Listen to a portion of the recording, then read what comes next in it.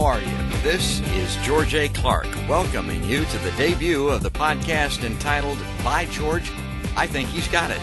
I'm hoping that's what you're going to be saying to yourself after each and every program. I'm a former broadcaster by trade and just a real-world kind of guy that happens to have a lot of very talented friends. Together on this show, I hope we'll brighten your day and or give you something to think about, perhaps even change your point of view on matters critical to our nation and the very planet on which we all reside. This show's going to be all about the events of our day, and my take is a true Midwesterner, a true Iowa boy, if you will, looking at the news, sports, weather, and maybe even sharing a story and a joke or two along the way. The other thing I'm going to do is introduce you to some extremely talented musician friends of mine, and they'll be sharing some great music for you, mostly in the form of blues and rock and roll. Now, I believe short introductions are always the best introductions, and no one remembers them anyway once they get to know each other, and we're going to get to know each other much better as we go along, so let's get going. This inaugural podcast is being recorded on Saturday afternoon, August 25th, and here in the great state of Iowa, the big news of the day is sad news indeed. Now, I'd prefer not to bring you down right off the top, but news is news, and as soon as you start filtering it, happy or sad, you are editorializing it and not reporting it. So remember that as we remember Molly Tibbetts. Here's the latest as reported in USA Today. Dateline, Des Moines, Iowa. A relative of Molly Tibbetts spoke forcefully on Friday against political rhetoric surrounding the Iowa woman's killing.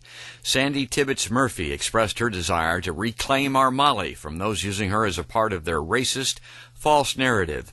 Molly was killed, and a man has been arrested and charged with her murder, she wrote. Yes, that man is an immigrant to this country, with uncertainty as to his legal status, but it matters not. Local TV station KCCI reports Murphy is Tibbetts' cousin.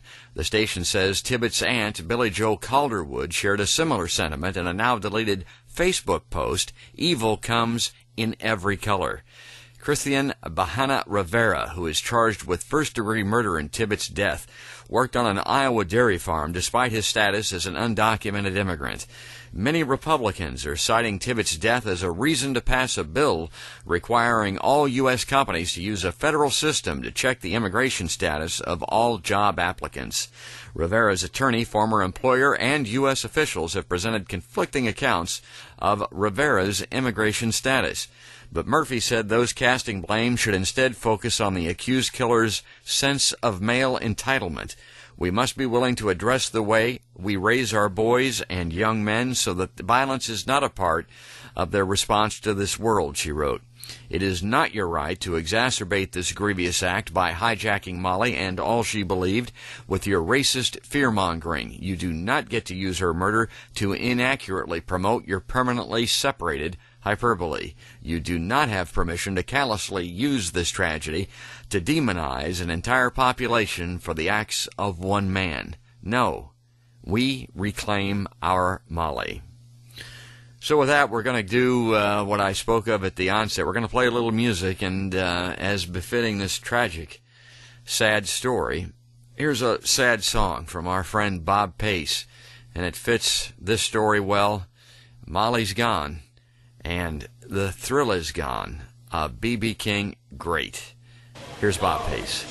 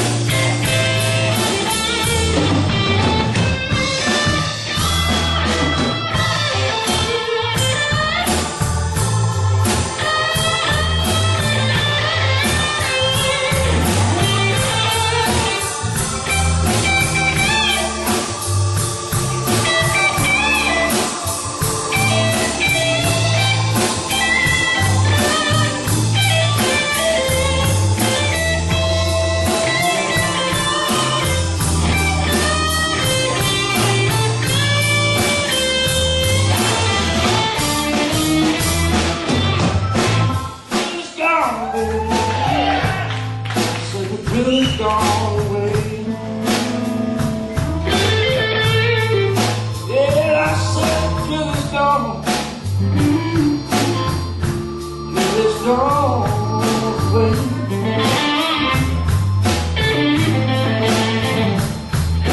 Solo now, baby, gonna be on my way.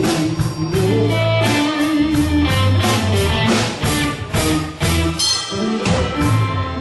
Gone, it's gone away.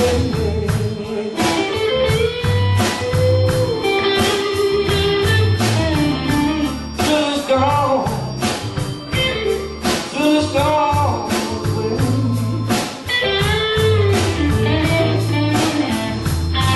It's all over now, baby. You know I'm gonna be on my way. That's right.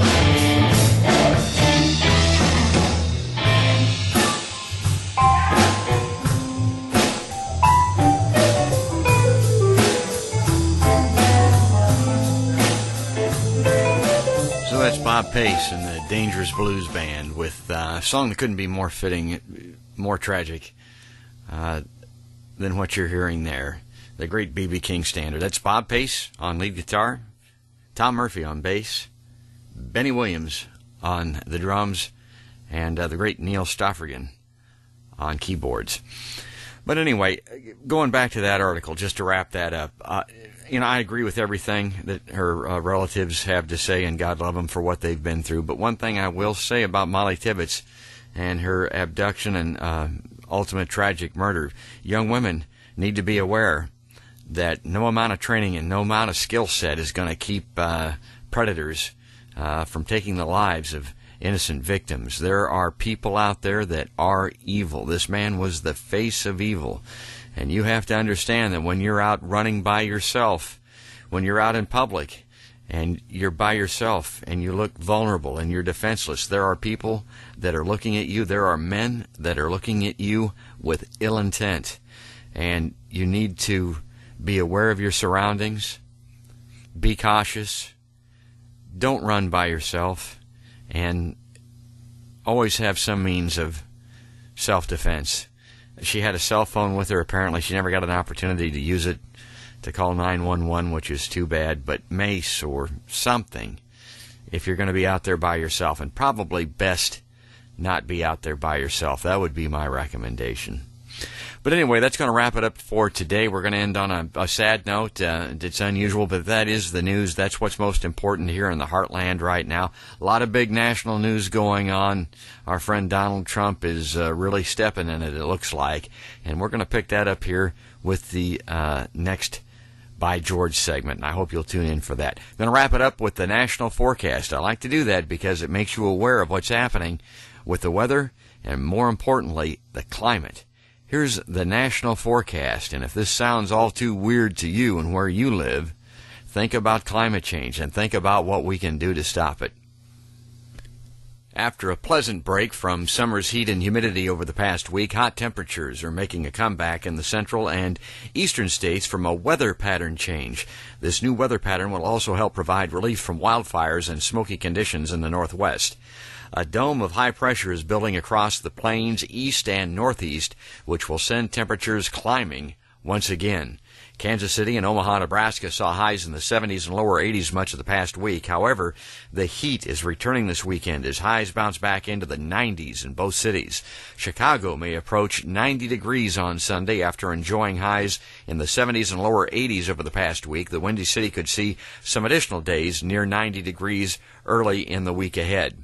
Farther east, temperatures will also begin an upward trend this weekend in the Ohio Valley, Mid-Atlantic, and Northeast. After a week of mostly lower to mid-80s in Washington, D.C., highs will be in the 90s through the first half of the new week.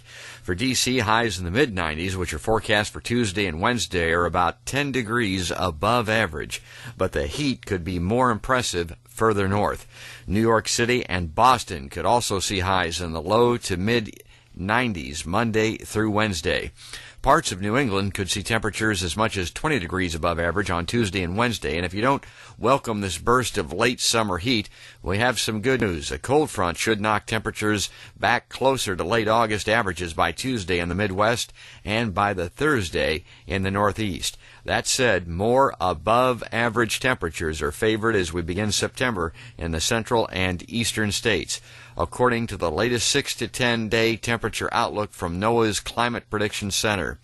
Across the Rockies, from the warmth, this pattern will change and be a welcome sight.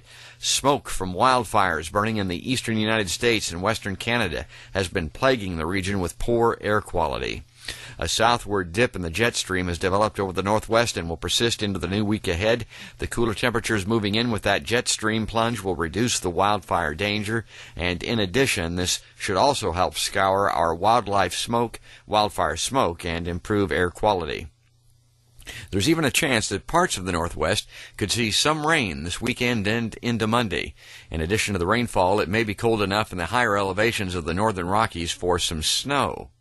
A few inches of snow may fall over the high peaks of western Montana and western Wyoming early in the week.